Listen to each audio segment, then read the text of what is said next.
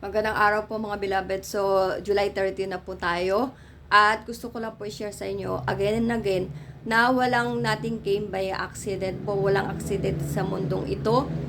At yung nga yung test and temptations po, na yung test galing sa Panginoon, trial, ang temptation galing po kay Satanas. At kumbaga, yung sabi ko rin, yung word of God para talaga sa alagad po ng Panginoon, at lahat tayo gusto maging alagad po ng Diyos na po, tunay na alagad. At saka, kumbaga ay, eto yung mga pagpapasya natin na, kumbaga tinitingnan po ng Diyos yung pagpapasya natin, na kung ano yung pasya natin, tayo po ba talaga kay Kristo o tayo po ay sa kaaway na po. Glory to God. At pinapayagan ng Panginoon na subukin tayo para makita niya nga talaga kung ano yung mga desisyon mo, yan po, at kung tayo nga talaga po ay, kumbaga, papanig po sa Panginoon, yung kumbaga mabuting desisyon po, yan. So, kumbaga, wala yung 7 deadly sins. Sabi sa unang Korinto 10:13, walang tuksong dumating sa inyo na hindi karaniwan sa tao, subalit tapat ang Diyos na hindi niya ipapahintulot na kayo tuksihin na higit sa inyong makakaya. Kundi kalakip din ng tukso ay naglalaan ng pag-iwas upang ito'y inyong makayang tiisin. So, kumbaga, alam ng Diyos na, kumbaga yung kilala nga tayo eh. So, hanggang saan yung kaya po natin. At siya rin ang tutulong para tayo makatakas sa tukso na po. So, glory to God. At ito sabi sa Mateo 18:21-22, pagkatapos ay lumapit si Pedro at sinabi sa kanya, Panginoon, makailang ulit magkakasala ang aking kapatid laban sa akin at siya ay aking patatawarin hanggang sa makapito ba? Sinabi ni Jesus sa kanya, hindi ko sinasabi sa iyo hanggang sa makapito, kundi hanggang sa makapitumputpito. Ang pagpatawad po ay endless. Okay po. So kaya yung wrath, ayaw po na Panginoon 7 deadly sins na huwag kang magkim po ng galit sa mo. Walang katapusang pagpapatawad kahit ano pa po yan. Kailangan kung gusto mong patawarin ka ng Panginoon, abay magpatawad ka. O kaya gusto mong pumasok ng langit, tayo po ay magpatawad na po. Glory to God. Kalang po. So, yan po. July 30 po ngayon, tayo po manalangin. Amang Diyos, salamat po muli sa mga oras na to na muli makapagbahagi na yung mga salita. Lord God, sa mga pagkakataong ito, sa aming mga kaibigan, dalangin namin na ang buong pusong pakikinig na yung mga salita sa iyong abang lingkod. O Diyos, tulungan mo kami, ang bawat isa, Panginoon, ay maunawa ang higit ang iyong mga salita, dala ng iyong abang lingkod, Panginoon. Hallelujah, Lord. Pukawin mo ang mga masasamang elemento, O Diyos, ang mga bumabagabag sa aming mga kaibigan, Panginoon, at sila po'y makapangkos sa iyong mga salita. Dakilang Diyos, sila'y makatanggap ng kaligtasan. Patuloy mo silang hipuin, Panginoon, na magdumaling tumanggap ng kaligtasan mula sa iyo, sapagkat hindi naman hawak ang bukas. Sa mga nagugulumihanan, O Diyos, patuloy kang gumawa makapangyarihan. Dagdagan mo aming pananampalataya, O Diyos, at dagdagan mo aming kagalakan na makapakinig na yung mga salita, Panginoon. Dalan ng iyong mga tinawag, O Diyos, dala na yung sugong apostol at kanyang mga kinatawan. Salamat po, puring Kama. Patuloy namin inilalapit ang aming pagbabagi na yung mga salita na ito, O Diyos, ay dumating na may makalangit na kapangyarihan sa aming mga kaibigan. Panginoon, sa lahat ng mga sumusubaybay po sa amin. Salamat po sa pangalan ni Jesus. Amen. So ngayon po ay ang title po natin, What are the purpose of the talents? Gifts given by God. Yan po. Una, for our own benefit po. Sabi sa Deuteronomy 8:18 NLT, pasensya na po, talagang super mahirap magsalita. Kasi hindi ako dapat mapagod kasi. Yan po. So, remember the Lord your God, He is the one who gives you power to be successful in order to fulfill the covenant He confirmed to your ancestors with an oath.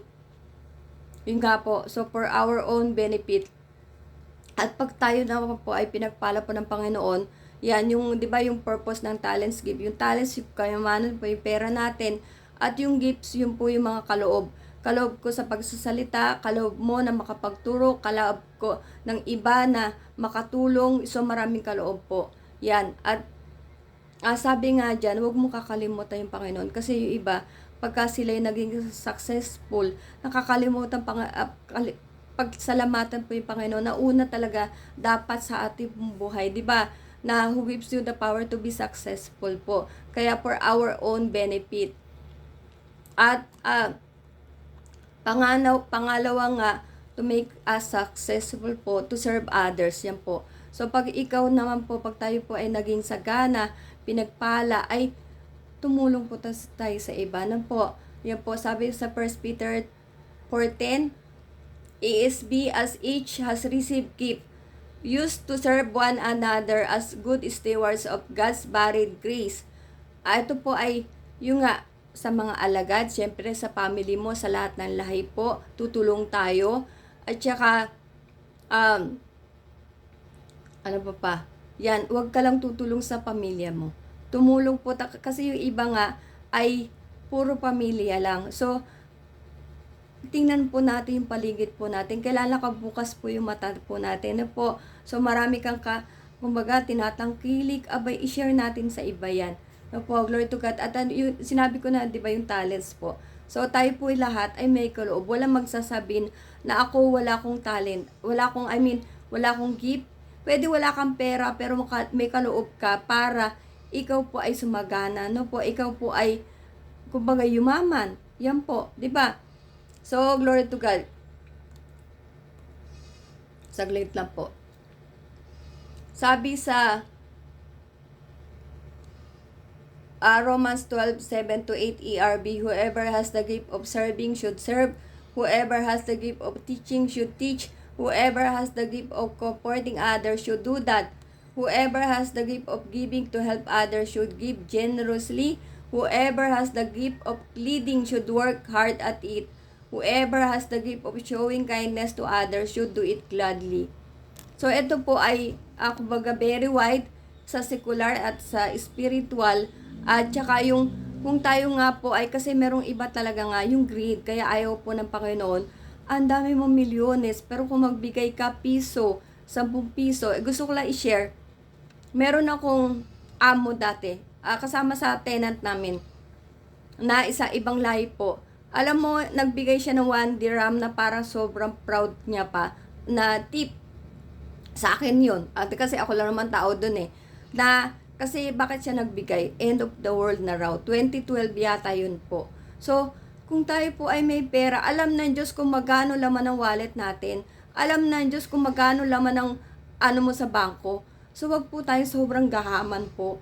Kasi ang Diyos nakakakita. Kaya walang makakapasok sa langit po na may 7 deadly sins. No po, sabi nga Ephesians 5:27, hindi na natin po i-discuss masyado na po. Yan, at kung ano man yung gift mo, abay, i-share po natin. Kagaya ko, yung sa GC ko nga, dati yon actually may 200, tinutulungan ko sila lahat.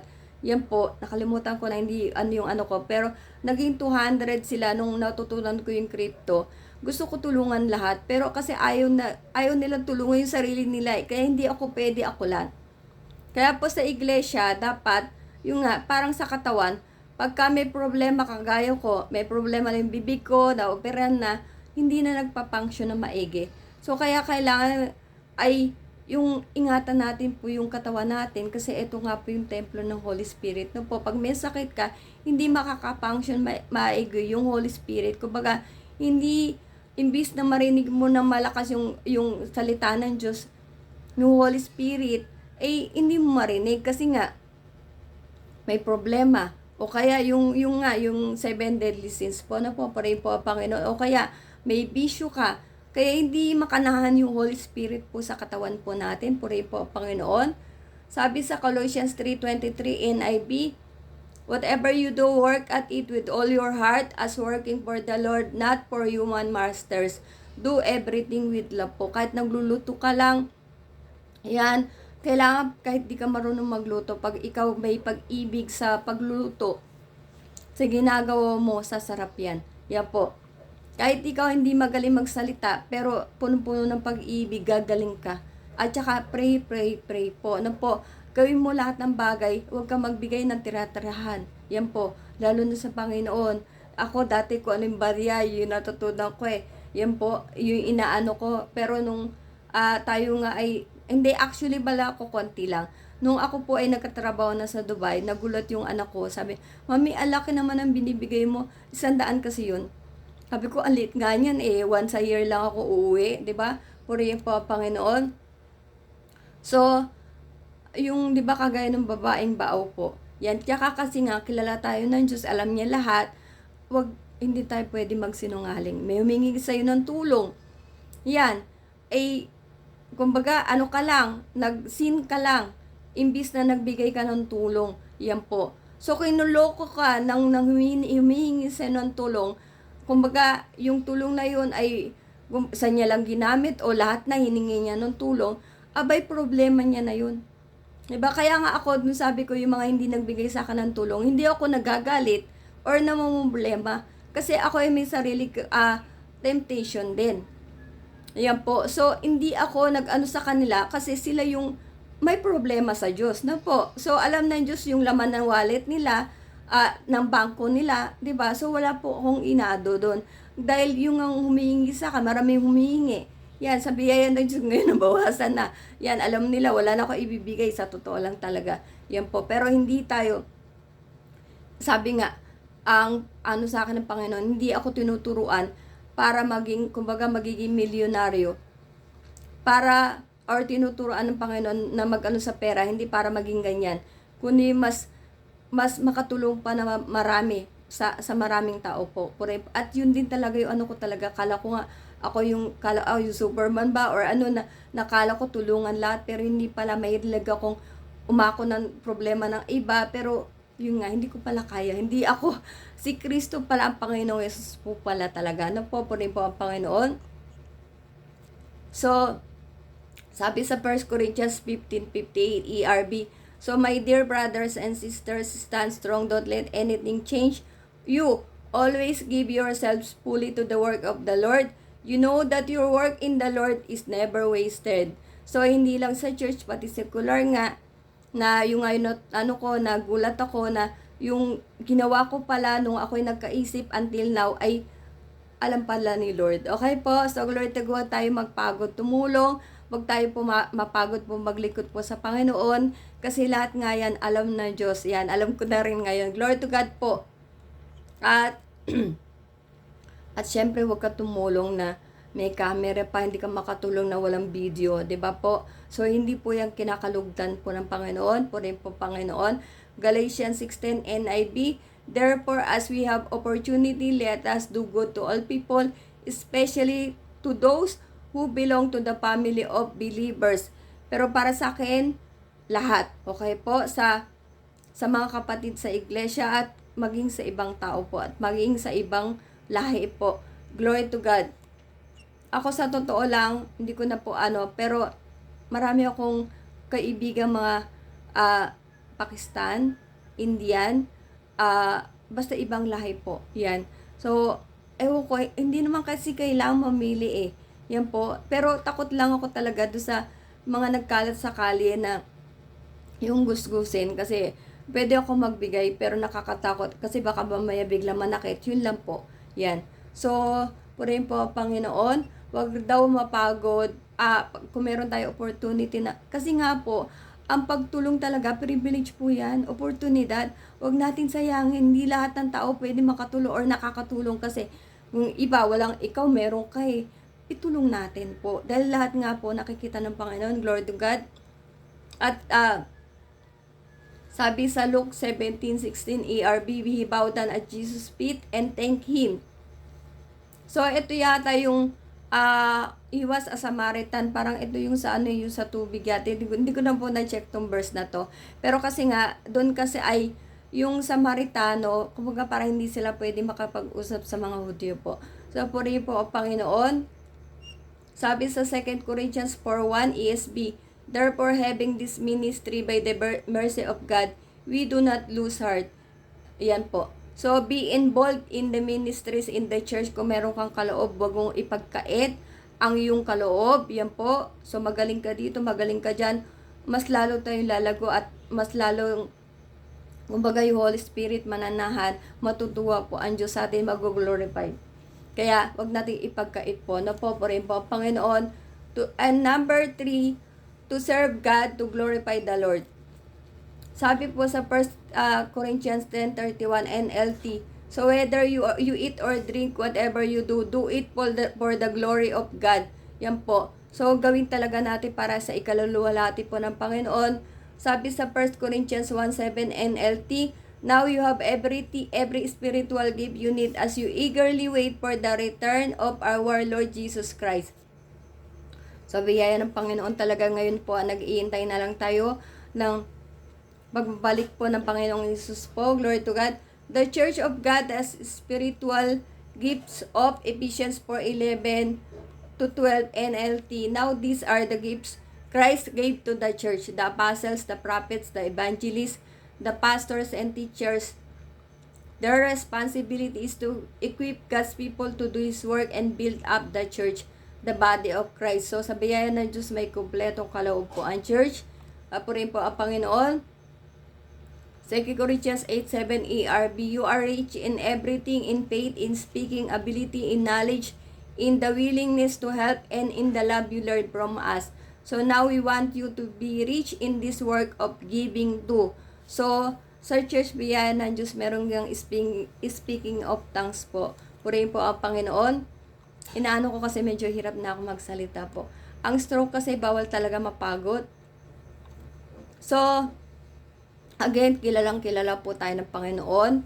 At isang dahilan po na gusto ko nga maging tapat po sa Panginoon ay, of course, aside do sa mapupunta ako sa impyerno, ayoko dyan, ay ayoko po, gusto kong matupad yung layunin po, yung purpose po ng Panginoon sa buhay ko. Yan, sa bawat buhay po natin. Nga, kasi nga, pumasok ko ng BFCM, kala ko hindi para sa akin yon. So, ngayon pinaunawan na po ng Panginoon kung ano yung layunin ko, ano yung purpose ko. Ano po, purihin po ang Panginoon. At ayoko nga masayang lahat ng ginawa niyang pag-iingat po sa akin. Simula ng bata ako, yan lahat nga ng anak ko, pre-eclampsia. At saka yung, nung alam ko, nahulog ako sa kanal, lahat ng opera ko, yan, hindi niya hinayaan talagang mamatay ako. Diba yung sabi nga, yung book natin, kailangan makarating ka sa last page po. Sa biyaya ng Diyos, tayo po ay, yan na, ang last page talaga, makarating po tayo ng langit. Glory to God. At yung kahinaan ko talaga, yung loved ones ko. So, alam po ng Diyos anong kahinaan po natin. Na kaya hindi niya hinayaan na makita ko yung lahat ng namatay ko sa buhay except si tatay. Kasi alam niya, lalo ako manghihina. Yan po, lalo na kay kuya, hindi pa nga ako makarecover po eh. Yan, si nanay kasi ano ko na may katandaan na. Although, syempre, namimiss ko talaga si nanay. Yan po. Kasi hindi nga ako nakaano. Pero ngayon, alam ko na yung kung bakit. Na hindi ako pinayagan ng Panginoon na yung nga po, na makita yung, kasi lalo kong, kumbaga, hihina po. Purihin po ang Panginoon. So, last na lang yung Paxilica po, na hindi ako favor yan, hindi na natin po i-discuss. Glory to God. Tayo po'y manalangin. Dakilang Diyos, salamat pong muli sa pagkakataong ito binigay mo sa iyong abang likod na makapagdala ng iyong mga salita. At salamat po sa aming mga kaibigan na tumunghay. O Diyos, patuloy mo silang tulungan sa mga may sakit. Ikaw po ang magpagaling. O Diyos, maging sa iyong abang likod, sa iyong tamang time, in your perfect timing, Panginoon. Ako po ay mag-aantay, O Diyos. At ganun din sa aming mga kaibigan na kung sila po ay gumaling na, ay maipaglingkod po nila ang kanilang mga sarili, katawan, para po sa ikaw ay maluwalhati po ang kanilang mga talento, ang kanilang mga kaloob na tinanggap sa iyo ay maipaglingkod nila sa iyo, Panginoon, sa mga taong mga mahal mo. Dakilang Diyos, salamat po at patuloy sa mga wala, ikaw po ang maglaan. Sa mga nanghihina, O Diyos, ikaw po ang magpalakas. Sa mga naapi, tulungan mo sila, O Diyos, na wag magalit, O Diyos, wag magkasala. Ipag-pray na lang mga gumagawa ng kasamaan sa kanila. Sa mga hindi makapagpatawad, tulungan mo sila, hipon mo kanilang mga puso na sila, O Diyos, makapagpatawad. Panginoon, ito po ang magiging kapayapaan, kalayaan po nila. Lord God, salamat po. Dalhin mo po kami muli sa dako sa bukas, O Diyos, upang makapagbahagi na yung mga salita. Patuloy mo palakasin ang iyong abang lingkod, Panginoon, upang patuloy mo akong magamit sa iyong ubasan, O Diyos, upang maraming kaluluwang maligtas. Salamat po, purihin ka, Ama, sa pangalan ni Jesus. Amen. Salamat po sa lahat, and Kita-kita po tayo uli bukas. Salamat po, glory to God. And yung link ko po, pinagpaalam ko sa Panginoon. Sana po mag-click po tayo. So, sa mga may gusto lang po. Salamat po rin po, Panginoon.